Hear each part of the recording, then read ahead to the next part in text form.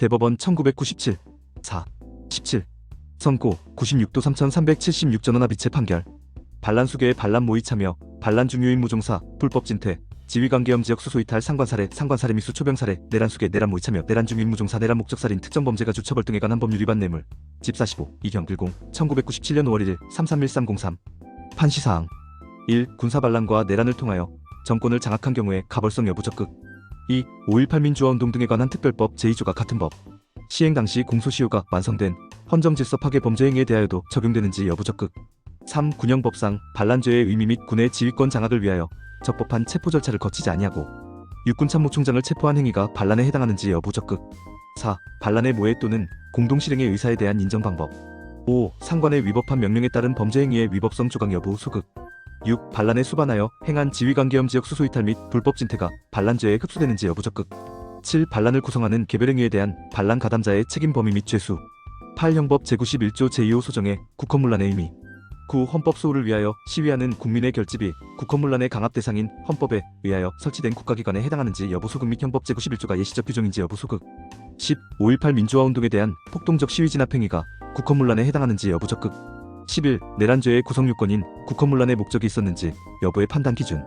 12. 내란죄의 구성요건인 폭동의 의미와 정도 및 내란행위자들에 의하여 이루어진 비상계엄 전국확대 조치의 폭동성 여부 적극.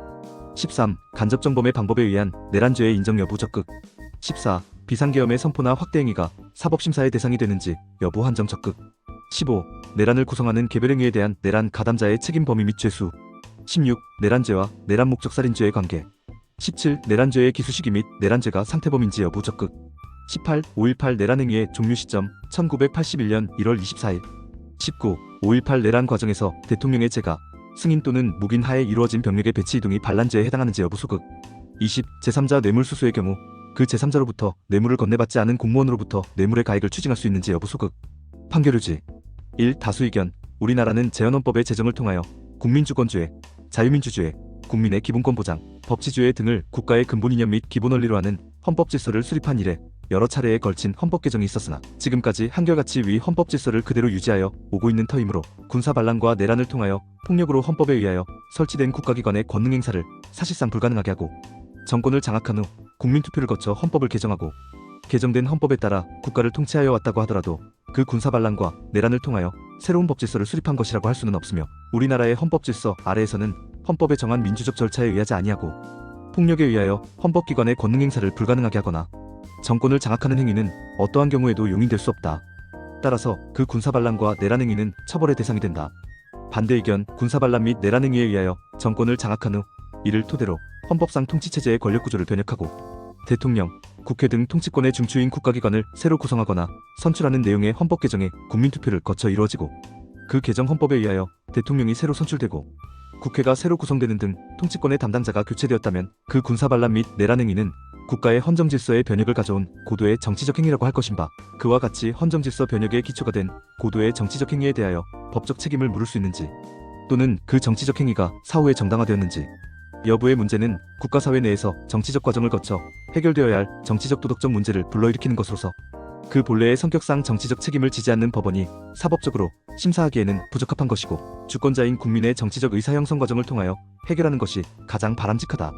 따라서 그 군사반란 및 내란행위가 비록 형식적으로는 범죄를 구성한다고 할지라도 그 책임 문제는 국가사회의 평화와 정의의 실현을 위하여 움직이는 국민의 정치적 통합 과정을 통하여 해결되어야 하는 고도의 정치 문제로서 이에 대하여는 이미 이를 수용하는 방향으로 여러 번에 걸친 국민의 정치적 판단과 결정이 형성되어 온 마당에 이제 와서 법원이 새3사법심사의 일환으로 그 죄책 여부를 가리기에는 적합하지 아니한 문제라 할 것이므로 법원으로서는 이에 대한 재판권을 행사할 수 없다. 2. 다수의견.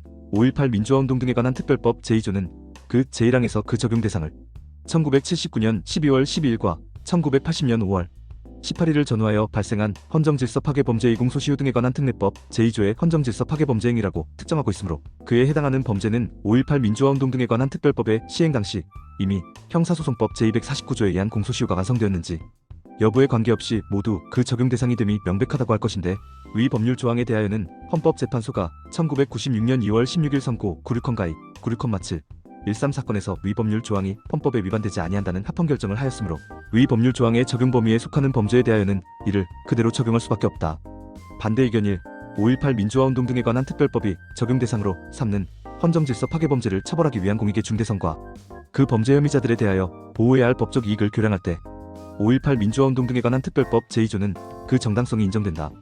그러나 공소시효가 이미 완성한 다음에 소급적으로 공소시효를 정지시키는 이른바 진정소급효를 갖는 법률 규정은 형사소추권이 소멸함으로써 이미 법적 사회적 안정성을 부여받아 국가의 형벌권 행사로부터 자유로워진 범죄 혐의자에 대하여 실체적인 죄형의 규정을 소급적으로 신설하여 처벌하는 것과 실질적으로 동일한 결과를 초래하게 되어 행위 시의 법률에 의하지 아니하고는 처벌받지 아니한다는 헌법상의 원칙에 위배되므로 공소시효에 관한 것이라 하더라도 공소시효가 이미 완성된 경우에 다시 소추할 수 있도록 공소시효를 소급하여 정지하는 내용의 법률은 그 정당성이 인정될 수 없다. 따라서 5.18 민주화운동 등에 관한 특별법 제2조는 그 시행 당시 공소시효가 완성하지 않은 범죄에 대하여만 한정하여 적용되고 이미 공소시효가 완성된 범죄에 대하여까지 적용되는 것은 아니라고 해석하는 것이 옳다.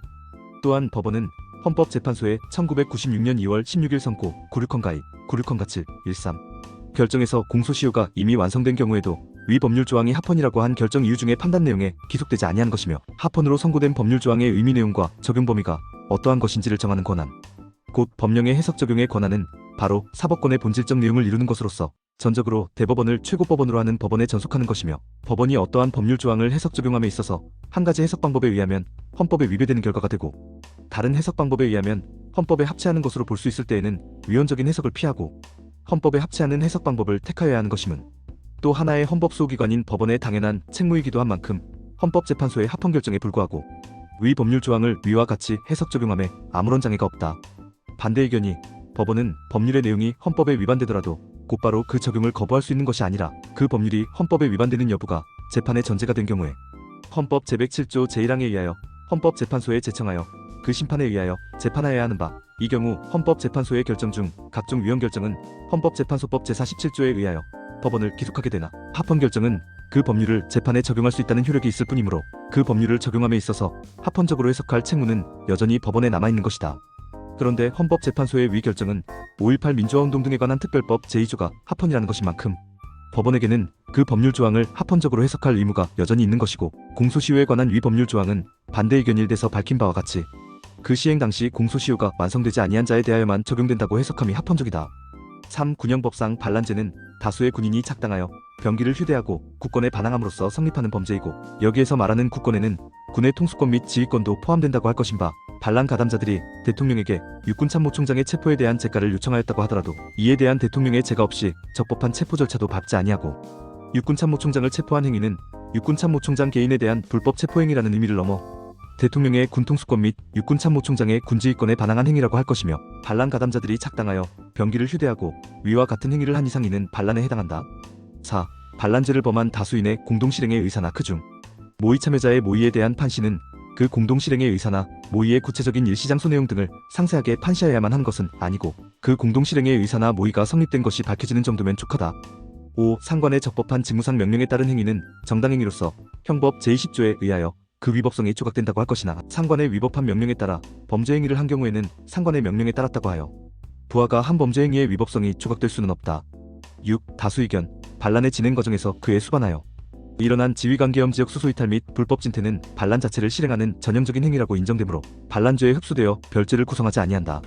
반대 의견 일반적으로 법조경합 중 흡수관계의 한 형태로 보고 있는 전형적 또는 불가벌적 수반행위라고 함은 행위자가 특정한 죄를 범하면 비록 논리 필연적인 것은 아니지만 일반적, 전형적으로 다른 구성요건을 충족하고 이때 그 구성요건의 불법이나 책임의 내용이 주된 범죄에 비하여 경미하기 때문에 처벌이 별도로 고려되지 않는 경우를 말하는 것인 바 전형적 수반행위가 주된 범죄에 흡수된다는 법리를 인정할 수 있다고 하더라도 일반적, 전형적 수반관계에 있다는 이유만으로 원래 가벌적인 행위의 불법 및 책임을 제대로 평가하지 않아도 되는 것은 아니고 수반행위가 주된 범죄에 흡수된다고 보려면 적어도 수반행위의 불법이나 책임의 내용을 주된 범죄에 그것에 함께 포함시켜 평가하여도 부족함이 없기 때문에 수반행위의 반가치를 별도로 평가하지 않아도 무방한 경우에 한정하여야 한다.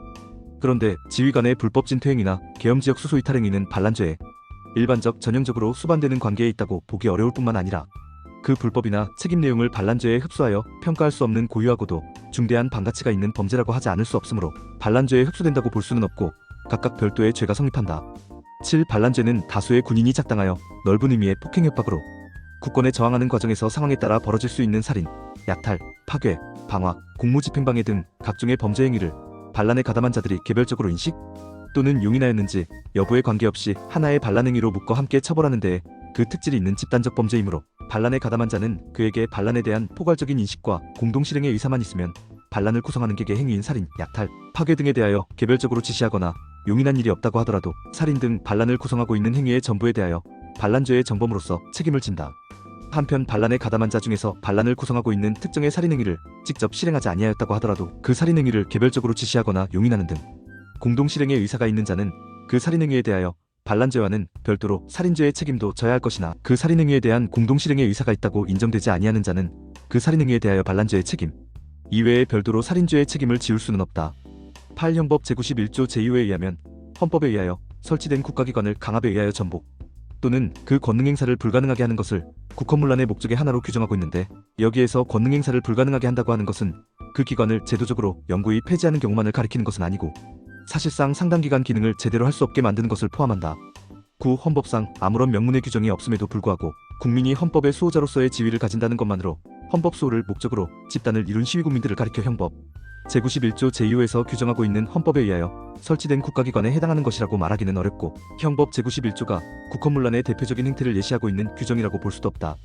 10. 5.18 내란 행위자들이 1980년 5월 17일 24시를 기하여 비상계엄을 전국으로 확대하는 등 헌법기관인 대통령, 국무위원들에 대하여 강압을 가하고 있는 상태에서 이에 항의하기 위하여 일어난 광주 시민들의 시위는 국헌을 문란하게 하는 내란 행위가 아니라 헌정질서를 수호하기 위한 정당한 행위였음에도 불구하고 이를 난폭하게 진압함으로써 대통령과 국무위원들에 대하여 보다 강한 위협을 가하여 그들을 외포하게 하였다면 그 시위 진압 행위는 내란 행위자들이 헌법기관인 대통령과 국무위원들을 강압하여 그 권능행사를 불가능하게 한 것으로 보아야 하므로 국헌문란에 해당한다.